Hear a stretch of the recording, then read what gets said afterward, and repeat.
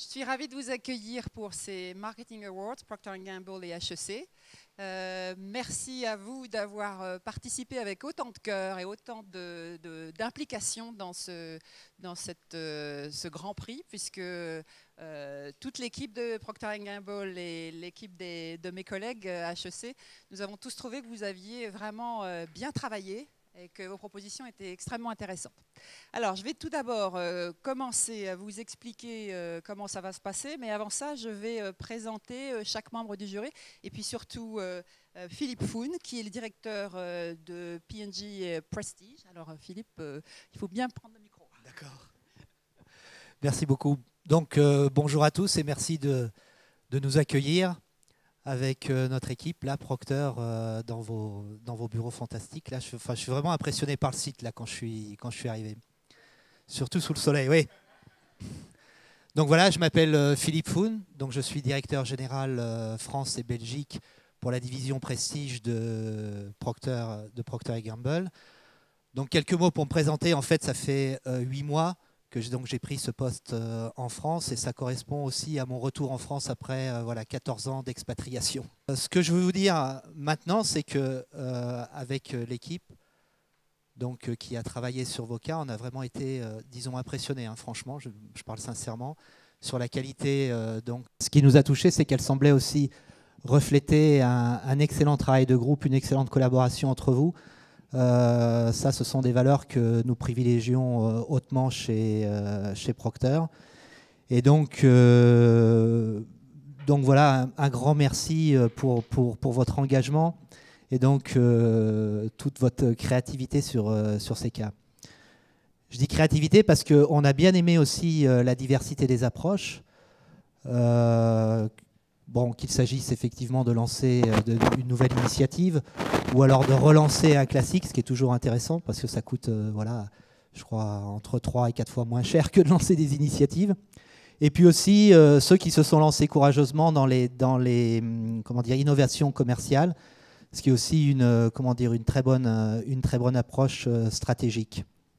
Alors voilà, on a choisi 4 cas. Je ne vous cache pas qu'en fait, la qualité des présentations nous a plongé, disons, dans notre univers immédiatement. C'est-à-dire que moi, je n'ai pas pu m'empêcher d'évaluer les cas, non pas comme des cas d'étudiants, mais vraiment comme des propositions que je pourrais avoir de brand manager.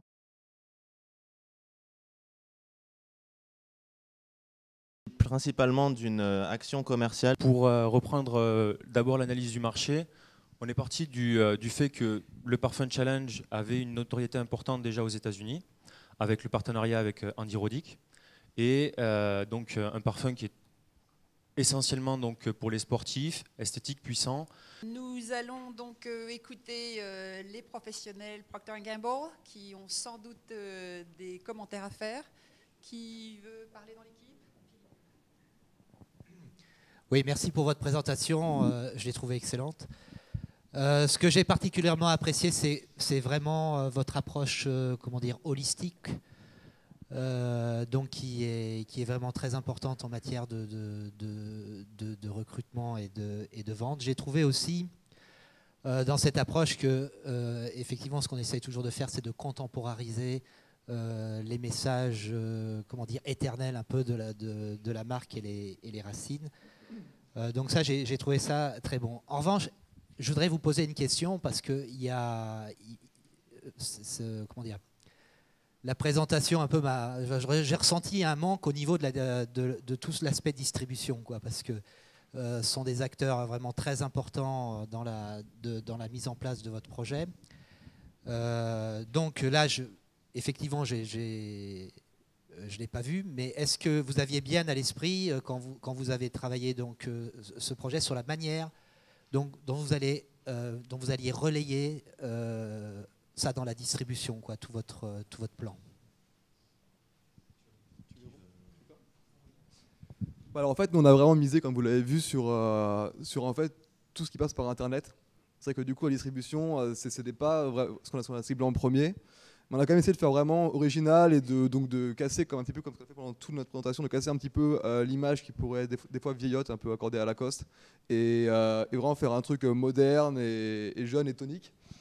C'est pour ça qu'on avait quand même pensé à faire des bornes iPad qui seraient incrustées vraiment sur des sites de distribution comme Sephora, où les gens puissent jouer avec les jeux en ligne, se dire ouais, ils ont vraiment fait un truc bien, il y a une belle campagne, ce produit il a l'air génial, en plus je peux gagner une place pour un match final entre deux stars de tennis. Et voilà, c'est pour toucher un public jeune. C'est vrai qu'après, c'est peut-être pas, on aurait peut-être aller encore plus loin, mais on a fait des choix un petit peu aussi dans les moyens au niveau du financement pour notre campagne marketing, quoi. Je rajouterais juste qu'au niveau de la descente d'informations vers les réseaux de distribution, il y aurait quand même une sorte de petit manuel de présentation qui inclurait bien l'idée de vraiment défis qu'on devrait faire ressortir au niveau de la vente et de la présentation de produits. Alors maintenant, en ce qui concerne les opérations donc digitales, voilà, en fait, le but principal, c'est bien sûr de créer un site internet entièrement dédié au parfum, qui aurait deux avantages. Premièrement, divulguer de l'information sur le parfum au consommateur, et puis créer une sorte d'interactivité donc avec le consommateur. Donc on aurait donc sous la forme du parfum en fait 3 onglets principaux. Le premier sur la fragrance et son flacon, avec notamment des informations donc sur les matériaux renouvelables, hein, pour vraiment insister sur ce côté écologique. Le deuxième onglet, donc, ce serait sur nos partenariats, puisqu'en fait, Lacoste serait partenaire de certaines associations, comme par exemple Cœur de Forêt qui replante des arbres, on va en parler juste après. Et un dernier onglet sur les événements, puisqu'en fait, on aimerait associer donc, ce lancement de parfum aux événements sportifs tels que Roland-Garros, les Evian Masters, etc., pour retrouver le côté sportif de Lacoste. Ce site internet il devrait également être très pratique pour le consommateur, donc bien sûr un accès direct à la boutique en ligne pour les parfums, mais également pour les vêtements et les accessoires, puisqu'on considère que le consommateur doit avoir accès rapidement à tous ces produits de la gamme Lacoste. Ensuite, d'un point de vue pratique également, des liens vers un moteur de recherche des points de vente, donc les points de vente à la fois permanents et des pop-up stores temporaires, dont on va également parler juste après. Également donc, un lien vers les 2 films publicitaires, puisqu'on sait que les consommateurs aiment bien souvent regarder les films publicitaires des parfums. Des liens vers des goodies, c'est-à-dire donc des photos et des fonds d'écran à télécharger. Et créer également un espace entièrement dédié aux consommateurs, où en fait on pense créer un espèce de petit concours où en fait le consommateur pourrait prendre des photos de son parfum, de son flacon de parfum dans une situation un peu insolite, et le gagnant de ce concours, donc évidemment le consommateur pourrait poster ses photos sur le site, et le gagnant de ce concours remporterait donc un parfum et deviendrait symboliquement propriétaire d'un arbre replanté par notre association partenaire Cœur de Forêt. Merci beaucoup pour votre présentation. Moi, ce qui m'a particulièrement intéressé et qui m'a retenu dans votre cas, c'est l'aspect stretch, quoi, jusqu'où on peut aller, disons un peu loin, comment dire, du positionnement et peut-être des compétences de la marque. Sauf que chez nous, voilà, ça se passe enfin dans la catégorie plutôt dans le domaine de la transgression. Je pense par exemple à Jean-Paul Gaultier qui, il y a 20 ans, a décidé de mettre un parfum dans une boîte de conserve. Il y avait cet aspect provocateur qu'on retrouve aussi d'ailleurs dans la com Lacoste Maison Mère, là, avec ce polo qui est mis. Donc on imagine un peu par-dessus un smoking ou une robe de soirée.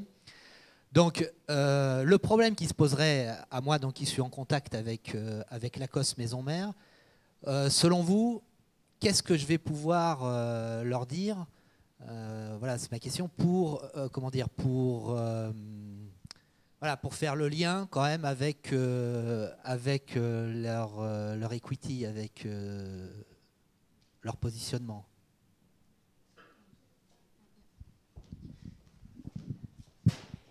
Mais en fait, c'est vrai qu'à la base, on s'est vraiment basé sur des études de marché déjà pour savoir ce qui allait être porteur dans les futures années. Donc, le naturel, ça nous est paru comme une évidence. Et en fait, on l'a vraiment rattaché à Lacoste parce que Lacoste, c'est aussi c'est vraiment le sport et le sport de plein air comme le tennis. Et donc, c'est à partir de cette idée-là qu'on s'est basé donc sur le sport, mais également le golf, etc. Et donc, c'est vraiment le lien avec la marque Lacoste qu'on utilise ici, en fait. Donc sélective dans les parfumeries, les grands magasins et les boutiques Lacoste actuelles, mais plutôt comme ce que fait, comme pour la gamme Live actuelle, où on est dans des quartiers qui sont cosmopolites, toujours branchés, et plutôt dans des grandes villes ou des capitales. Et bien sûr, là, on peut l'acheter sur Internet. Ma question portera sur l'orientation stratégique et la direction créative que vous avez prise.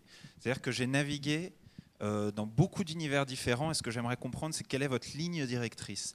Plus précisément, on a parlé un moment de l'intervention de designer, on est arrivé sur le territoire du sport avec le squash, on a parlé de tradition quand on a parlé du design du pack avec les rappels des polos, etc.